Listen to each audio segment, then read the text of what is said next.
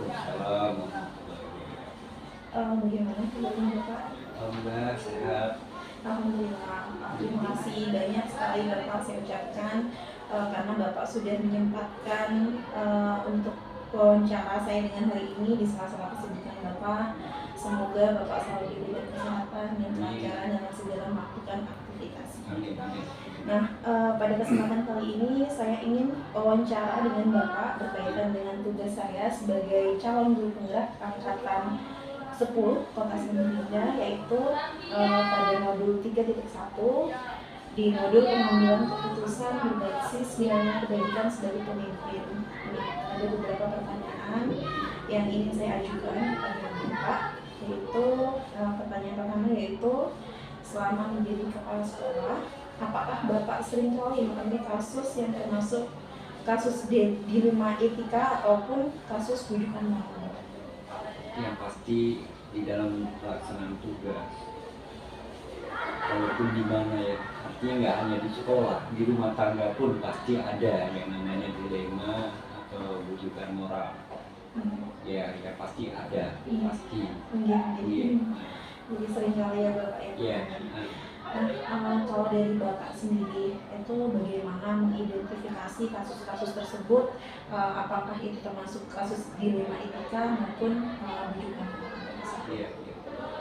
Di satuan pendidikan khususnya di sekolah itu ya, untuk kasus dilema atau bujukan moral itu ya sering terjadi. Artinya ya entah dari stakeholder yang ada di dalam maupun di luar. Kalau masalah bujukan yang dipertanyakan, dilema etika, ini kan yang menjanjikan gitu kan, namanya dilema etika atau bujukan ya, apalagi disatukan dengan bujukan moral mengenai sikap kita berbuat. Ya pastinya untuk identifikasinya itu kan di dalam lingkup, misalnya kan lingkungan itu kan bukan hanya di sekolah aja, tapi ini kita kaitannya adalah di sekolah ya. Jadi itu yang utama. Kasus-kasus yang sering terjadi, misalnya guru dengan siswa atau guru dengan guru ya. Jadi yang pastinya itu kita temukan kan dari mungkin obrolan atau misalnya ya biasalah, namanya kita itu berteman gosip-gosip apa segala macam. Kita belum tahu kebenarannya, yang pastinya yang bersangkutan kita untuk dipublikasikan dan juga melihat misalnya bukti fakta, ya kan, apakah itu memang benar. Ya kalau misalnya itu memang terjadi benar, ya kita harus menindaklanjutinya. Kalau memang tidak benar, yang pasti yang berkaitan dengan yang berkaitan itu kita clearkan, artinya sudah hanya cukup sampai di situ saja supaya tidak berkembang, ya kan, karena itu adalah yang dari moral. Guru sudah sangat jelas dia mempunyai kode etik itu harus dilaksanakan, ya kan, bagaimana cara kita berteman, sejawat, sesama guru, kemudian pimpinan, apalagi dengan siswa, kemudian orang tua kaitannya, kemudian masyarakat, itu harus dijaga. Nah itu yang kunci utama. Izin ya Bapak, saya sambil mencatat-catat. Iya. Jadi mengidentifikasinya dengan bukti dan fakta yang ada ya Bapak. Nah, jadi selama ini bagaimana Bapak menjalankan mengambil keputusan di sekolah jika terdapat kasus-kasus yang terutama di mana sama-sama kepentingan yang sama-sama benar dan mengandung nilai kebajikan? Yang pasti untuk pengambilan keputusannya ya di situ ya harus saling melihat daripada situasi, ya artinya jangan sampai ada salah satu yang misalnya nih memang terbukti bersalah, kita ya nggak seperti itu penyelesaiannya.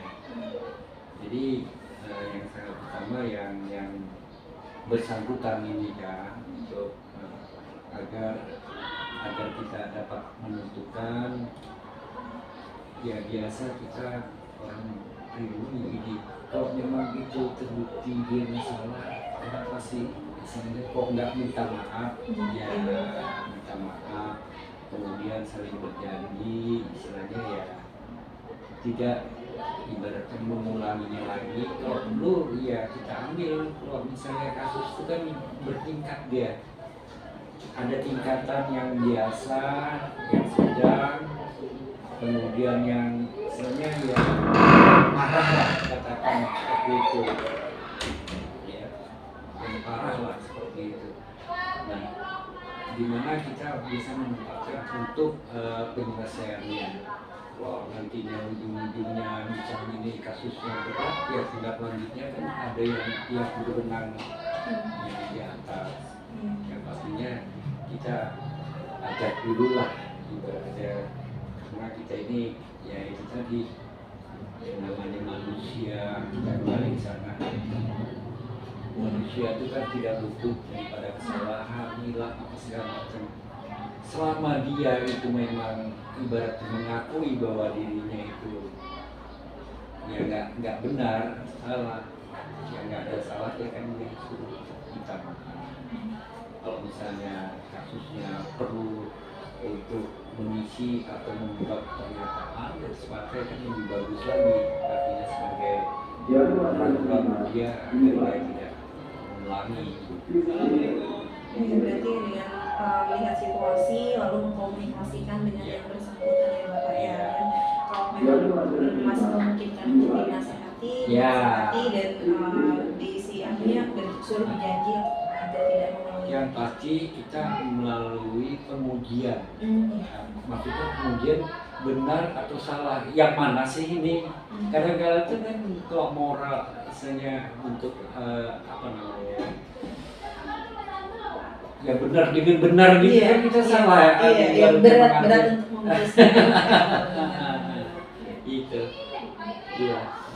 Nah, untuk pertanyaan selanjutnya, pertanyaan keempat ya Bapak, langkah-langkah atau prosedur seperti apa yang biasa Bapak lakukan selama ini dalam kasus tersebut? Yang utama itu proses identifikasi, ya, proses identifikasi masalah. Kemudian proses identifikasi tujuan yang ingin kita lakukan. Kemudian pengembangan dan evaluasi daripada hasil yang pertama dan yang kedua tadi. Kemudian tinggal tindak lanjut pengambilan keputusan. Jadi ya pengambilan keputusan itu kan tentunya dengan sudah ibaratnya suatu satuan untuk mencari jalan keluar atau solusi. Untuk pertanyaan selanjutnya, yang kelima yaitu hal-hal apa saja yang selama ini Bapak anggap efektif dalam pengambilan keputusan pada kasus-kasus dilema etika yang selama ini dihadapi. Coba diulang lagi. Hal apa saja yang selama ini dianggap efektif dalam pengambilan keputusan pada kasus-kasus dilema etika? Ya, yang pastinya yang utama yang kita lakukan, kita mengajak, ibaratnya memanggil, ya, mengajak, kita perhatikan, ibaratnya kita amati mengenai ya tentunya antara kelebihan dan kekurangan, ya kan. Kemudian butuh daripada pertimbangan.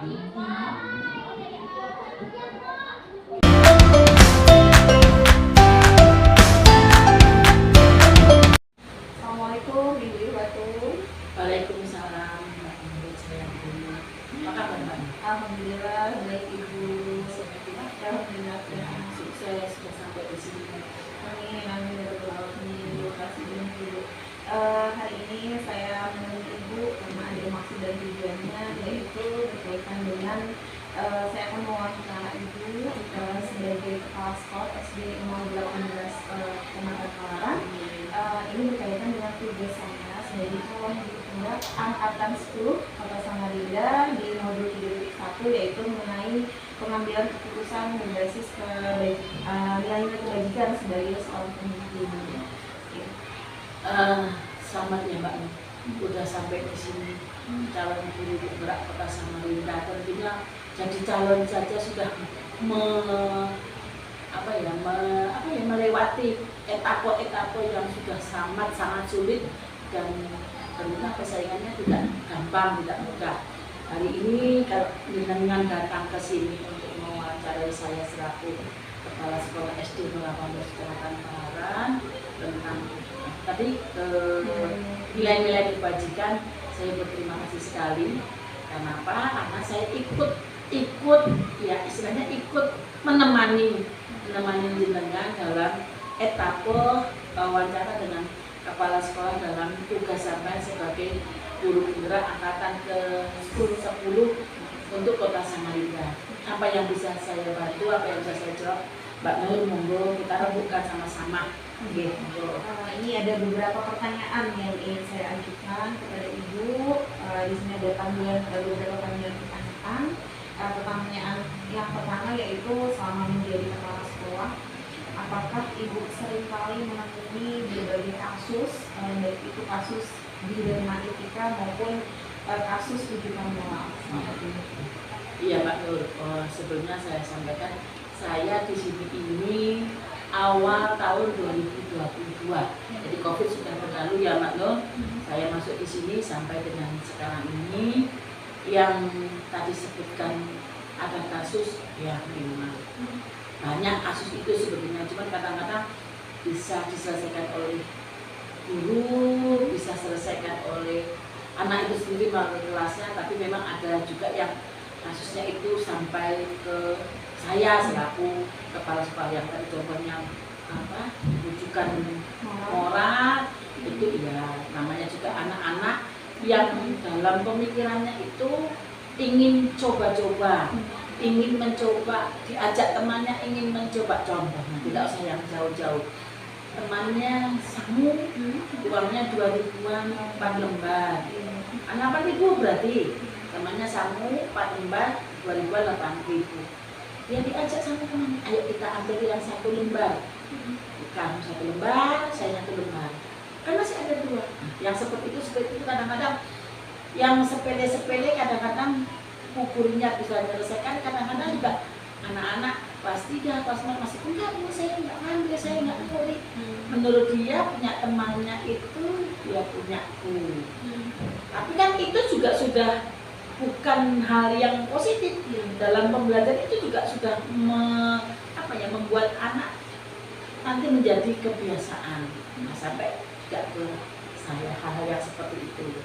Kadang juga yang lebih jauh, kalau kami ini kan ke dalam kelas sepatu dilepas Mbak Nur. Nah sepatu dilepas, nanti sepatu dia yang sudah agak jelek ngambil punya temannya yang masih baru. Enggak, Bu, ini punya saya, bukan punya nomor berapa, ini punya bukunya masih hafal. Ya kasus-kasus seperti itu, atau mungkin tempat minumnya, tumblernya warnanya sama. Punya saya Bu, pada punya temannya isinya minum air manis, punya dia air putih biasa. Nah yang seperti itu yang saya lihat di sekolah kami. Jadi luar biasa juga ya kasusnya, namanya Anak ya di SD ya, masih belum banyak memahami apa yang dilakukan itu benar ya betul. Nah sebagai kepala sekolah, bagaimana cara Ibu untuk mengidentifikasi apakah kasus-kasus tersebut masuk di kasus dilema etika maupun rujukan moral? Ya. Sebetulnya kalau mengidentifikasi itu nggak sedetail itu Mbak Nur, nggak sedetail itu ya, karena kasusnya itu masih global.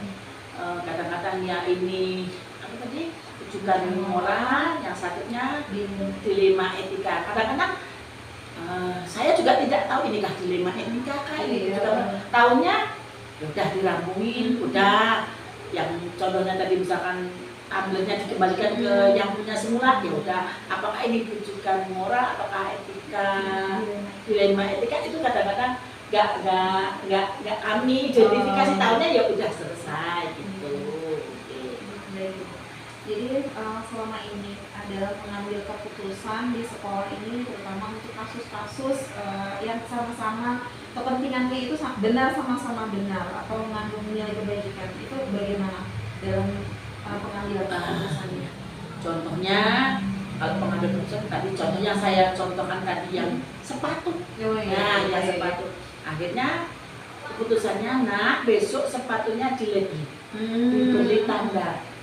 Setelah anaknya disampaikan, orang tuanya dihubungi, Bu, sepatunya karena sama, modelnya sama, ukurannya sama, mereknya juga sama, akhirnya dikasih label. Oh, namanya Bu Iwatun, berarti ada nama I di sepatunya, ditempelkan di lantai lantai kakinya sepatu itu di dalam.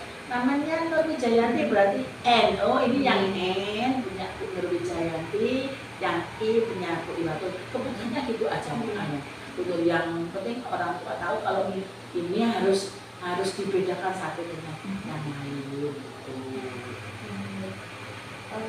Untuk hal-hal seperti itu dalam pengambilan keputusan yang Ibu anggap efektif itu seperti apa, terutama dalam kasus-kasus penanganan kasus dilema itu? Ya.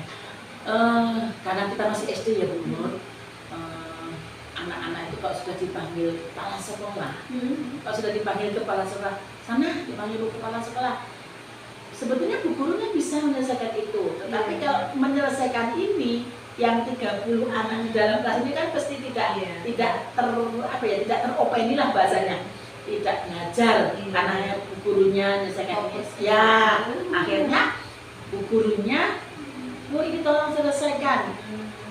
Menyelesaikan, saya selaku kepala sekolah, yang ibu gurunya kembali ke kelas untuk mengajar teman-temannya yang tidak mengalami dan tidak menemui kasus seperti itu kembali. Karena kalau sudah yang memanggil ibu kepala sekolah itu biasanya anak-anak sudah takut, sudah jerah, sudah tidak akan mengulangi. Apalagi kalau saya sampaikan tidak boleh, nanti kiri kanannya ini ada malaikat, ada yang mencatat amal baik amal buruk, udah dia nggak gimana. Selanjutnya menurut Ibu selama ini apa yang menjadi tantangan terbesar ketika dalam menyelesaikan kasus dilema itu yang ada? Ya, tantangannya memang sekarang kita hidup di Indonesia khususnya masyarakat ini, etika yang kecil-kecil itu sudah dianggap remeh-temeh, sudah bukan lagi sebuah jati diri, enggak. Contohnya tadi ambil minum temannya tanpa permisi, padahal ini pemiliknya ada, ambil tabletnya temannya, padahal itu hal menurut sekarang ini menurut masyarakat itu hal yang biasa. Tetapi kami di sekolah tidak menganggap hal yang biasa, enggak. Jadi tantangannya kadang-kadang apa yang kami sampaikan di sekolah tidak diteruskan di rumah. Pelajaran apa yang kami diberikan di sekolah di rumah hilang, karena tidak dilanjutkan. Ya, saya juga tidak menyalahkan orang tua, mungkin juga orang tua sibuk, tidak sempat, mungkin juga budaya-budaya di sekitar itu juga hal yang biasa seperti itu. Menurut kami, anak-anak ini anak ini sudah dikasih tahu begini masih juga begini, gitu. Ya karena mungkin orang tuanya tidak memperhatikan hal-hal yang seperti itu. Jadi terkadang masalah sebenarnya itu jadi masalah tetapi disepelekan. Jadi apa yang kita tanamkan di sekolah tidak diterapkan di rumah. Ya di sekolah sudah diberikan kemarin tadi. Nah ini sepatu temannya nggak boleh dibawa, ini temannya. Tapi di rumah mungkin dia biasa pakai baju kakaknya dengan segampang itu, ngambil kue kakaknya yang tanpa pamit. Mungkin juga ambil uang mamanya di dompet tanpa pamit, karena sudah terbiasa tidak izin, tidak pamit. Ya di sekolah pun juga seperti itu. Nah, jadi dari kasus-kasus yang ada, apakah Ibu mempunyai jadwal khusus atau jadwal tertentu dalam penyelesaian masalah tersebut? Lalu bagaimana prosedur yang Ibu jalankan selama ini? Kalau jadwal itu enggak sih Mbak, cuman kan kami ini kan setiap Sabtu ada senam, setelah senam itu ada kegiatan bersih-bersih, baru nanti ekskul.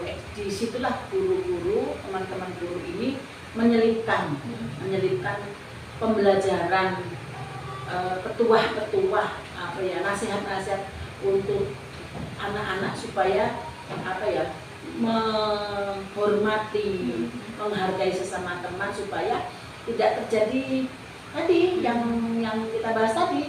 Karena kalau tidak kita ingatkan, kita tidak ingatkan selalu pasti ada keteledorannya, anak-anak itu lupa lah, teledor lah dan lain sebagainya.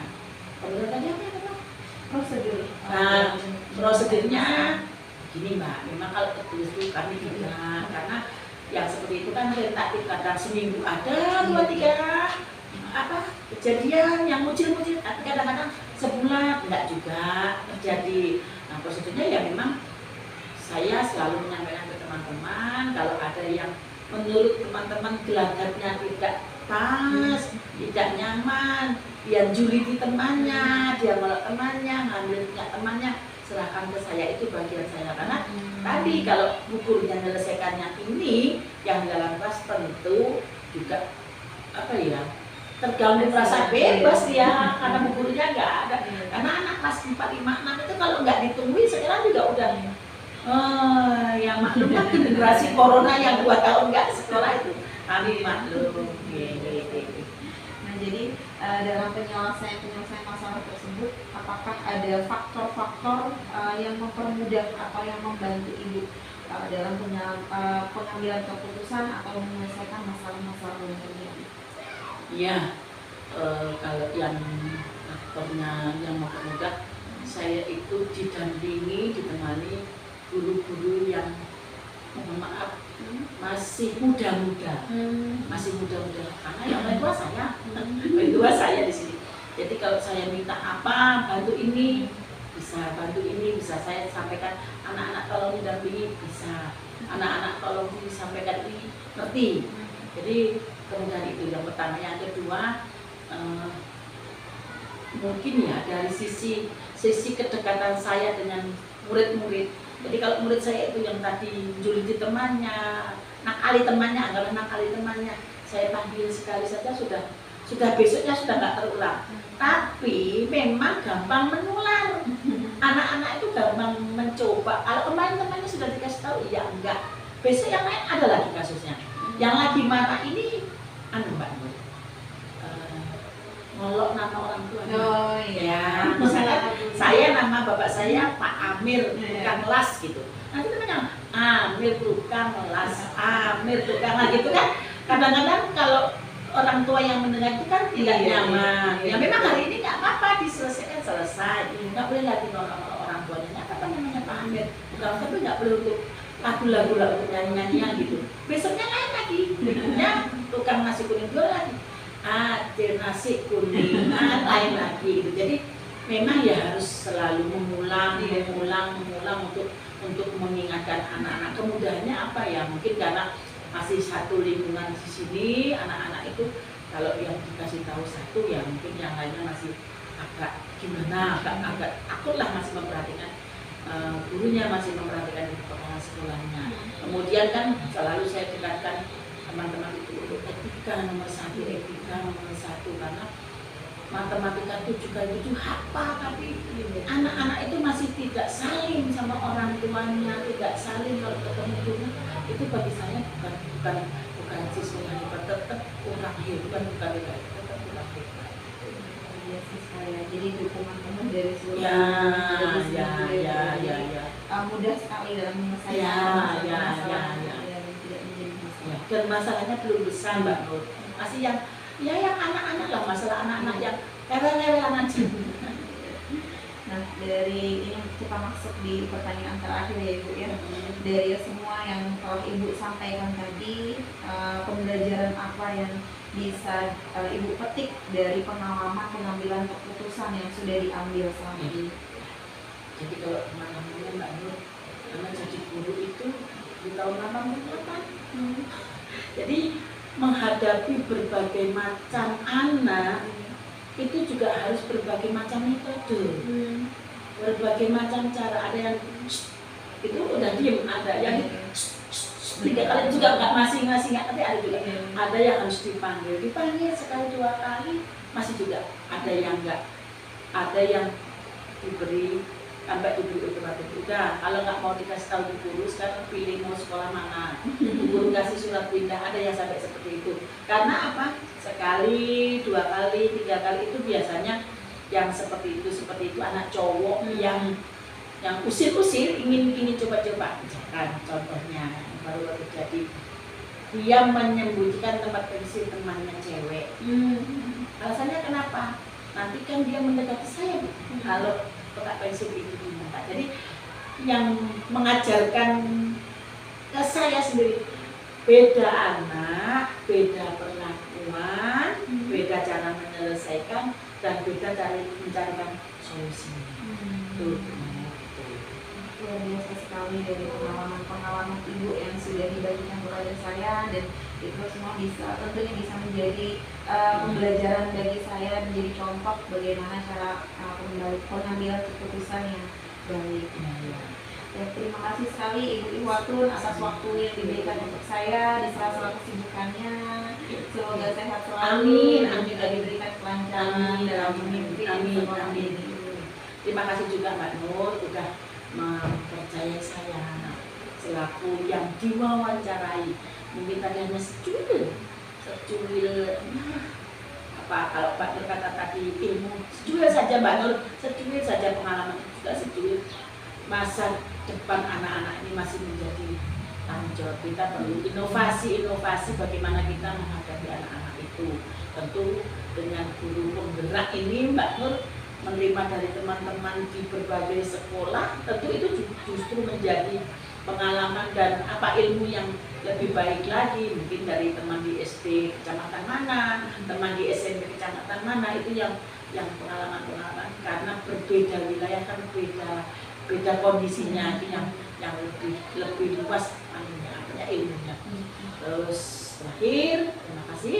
Mohon maaf kalau ibu ada salah kata. Selamat atas pencapaiannya guru penggerak. Tidak semua orang bisa ke sana dan tidak semua sekolah mengizinkan untuk gurunya menjadi guru penggerak. Terima kasih Mbak Nur sudah datang dan terima kasih atas atensinya. Mohon maaf sekali lagi. Assalamualaikum warahmatullahi wabarakatuh. Waalaikumsalam warahmatullahi wabarakatuh.